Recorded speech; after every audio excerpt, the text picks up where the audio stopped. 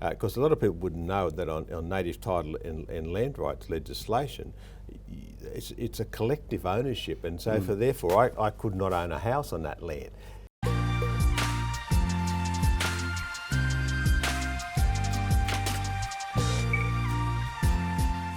Ladies and gentlemen, thank you for joining us here at the Centre for Independent Studies today. We're talking to the Director of the Indigenous Forum, Warren Mundine, 12 months on from the referendum defeat. Thanks for joining us, Warren. Yeah, thank you, Simon. Thanks for having us. So let's remind people, because not everyone is probably as engaged in the day-to-day of this as we are, exactly what happened 12 months ago, almost to today, right? Well, it was incredible because it's the first time in, say, a referendum like this was held in Western democracies, liberal democracies and that. And it was a massive no. It was something like 60 point something percent said no, and 39 point something percent said yes. And so it was an incredible thing. It was about the it was put to the Australian people in regard to the voice to Parliament, and the Australian people just rejected it, outstandingly rejected it. It was just a massacre. And you and one of our former colleagues, Jacinta Price, was key to that campaign. Thinking back, 12 months, what were the key takeaways that you learnt or took from that campaign? Well, it's really quite interesting because the campaign itself was coming out of the Howard years, some of the ideas and stuff, the Howard battlers, because some of the lessons we learned out of that about the Australian public and the Australian people, was really interesting. So some of the big takeouts at the end of the day was, look, there is a silent majority, and it was a massive silent majority because when we were in the polling booths, no one really spoke to us. They just sort of walked past and smiled and all that type of stuff. The only ones who spoke to us were the ones from the Yes campaign who were abusing us. Yeah. So that was quite interesting about people had thought about it, they've listened to it, they've read the information. And why did they vote no in your view? They voted no for several reasons. One is, the big one of course, was that they wanted everyone to be treated equal. They didn't want any special parts in the Constitution about race especially, and of course when you looked at our migrant communities, a lot of people said they looked at, say, the Chinese community for instance, they saw it as some homogenous group. In actual fact there were Chinese from Malaysia, Chinese from Indonesia and so on, and they had faced race in a constitution, which was detrimental to them. They were second-class citizens, really. And then you look at the Indian community, the same thing. So they were our biggest supporters. In fact, something like 70% of that community actually voted no. And it was about this equality that they come to Australia, and even the people who were before that, especially post-Second World War, they come to Australia, they wanted to get away from all that nonsense overseas. They wanted to come to they saw Australia as this liberal democracy where there was opportunities and possibilities that for themselves and their families, and that under the law they'd be treated the same. And that was the big one. And that's probably the big difference between the 2023 referendum and the referendum in the 60s, recognising Indigenous people in the Constitution, that this was about creating a special or a representative body as opposed to bringing Indigenous people into the same sort of orbit that everyone else was in. Oh, that's exactly right. Some people don't realise how important that, because it was a bit of a boring referendum when you think about it. All it was taking race out of the Constitution, and it was a very simple process because it was at a time in the 60s, decolonisation, civil rights movement in the United States, the anti-apartheid movement in South Africa, and so it was about this thing about, okay, Aboriginals had been locked out of these areas, they only just got voting rights only a couple of years before that, and so people were saying, well, we're on this journey now to fix some of the problems of the past and discrimination of the past. They saw this as giving full citizenship, even though we did have citizenship, but we were second-class citizens, full citizenship to Aboriginal people, and it was a no-brainer. They just ticked that box. yes to that referendum. So you're 100% right on that. And now it's identity politics, not the sort of more joint Australian identity, right?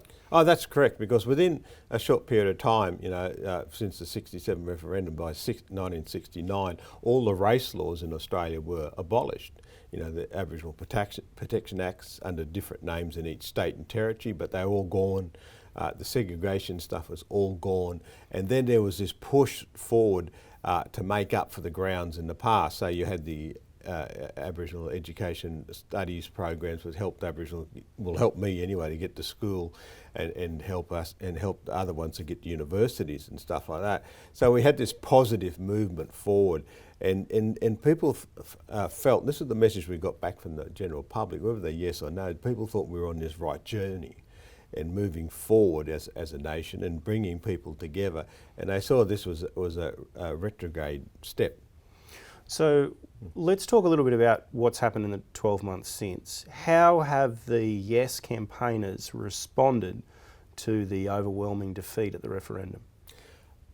That was a bit of a surprise, because at the beginning of the referendum, I remember I was on stage with Dean Park and some of the Yes campaigners, and I was asked this question: what if the Yes campaign wins? And my answer was very simple. I said, look, whether the Yes campaign wins or the No campaign wins, the Sunday morning afterwards, we've got to get up and still fix things. We've got to make sure that everything continues on in a positive way, so that we close that gap.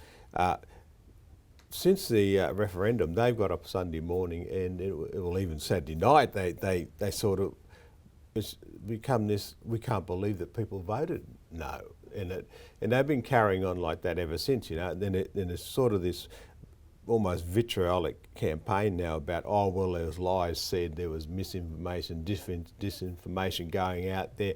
If people only knew about that, if people only knew it met Aboriginals and all this type of stuff, they wouldn't have voted the way they voted. So it's almost an ongoing campaign by the Yes campaigners post that, rather than us sitting down and saying, okay, that's finished and done.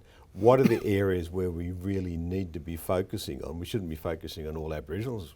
I use myself as an example. Much as I like to get some free government money, I'm not the person they should be looking at. They should be looking at some of these people in more remote Australia. In fact, the CIS under Senator Nampa Jimpa Price, Jacinta Nampa Jimpa Price, actually had a paper on it about the biggest gap is not between Aboriginals and non-Aboriginals. The biggest gap is between Aboriginals in the city and Aboriginals in remote and regional Australia. And so that's what we should be focusing on and moving forward in those areas. But unfortunately, we're in a situation now where they're still complaining about the referendum. Yeah, and I want to ask you two more questions so that we can, really get right down into this. So the first is, have the efforts around the Voice, issues like, truth-telling treaty, the regional representative organisations, so each state, or at least most of the states, have had their own Voice initiatives. Have you seen any evidence that the proponents of those initiatives have changed tack at all? No, they continue with that tactic. But the interesting thing is the wider Aboriginal and Torres Strait Islander community's reaction to that. Now, we look at the South Australia, they got their own voice to Parliament in South Australia. When they had their election, only 10% of Aboriginals voted. 90% didn't even bother turning up. Then you look at the Victorian, they call it the First Nations Assembly down there. They've had 2 elections so far, and in those, 7% of Aboriginals in the first one only voted, and 7% in the second one only voted. So 93% of Victorian Aboriginals weren't even interested. And this has been repeated across the country. New South Wales and Queensland are going through a treaty discussion process, whether they're going to go down that angle at the moment. We'll see what happens with that.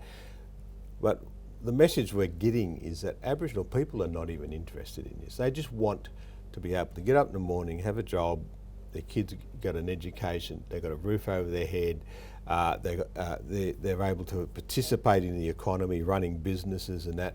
and that they're treated equal under the law. And this is the clear message that came out of the referendum. And what we've seen, your research has highlighted as well, that even bodies like, say, the Productivity Commission, for example, which has been tasked with measuring the gap and identifying some, productivity enhancing reforms that would be designed to fix that gap, they're becoming very focused on this idea of representation and not so, and that I think, at points they talk about not wanting to highlight deficits. I mean, in a report that's about closing the gap, it's hard to see how you can close the gap if you're not allowed to say the word gap. Well, that's right. That is really sad. That's a nice word to say, for me to say, because the Productivity Commission over the years have had some really important research that we could look at, where they come out with their papers and they identified the problems and identified the gap. They also identified how we could actually work towards closing that gap.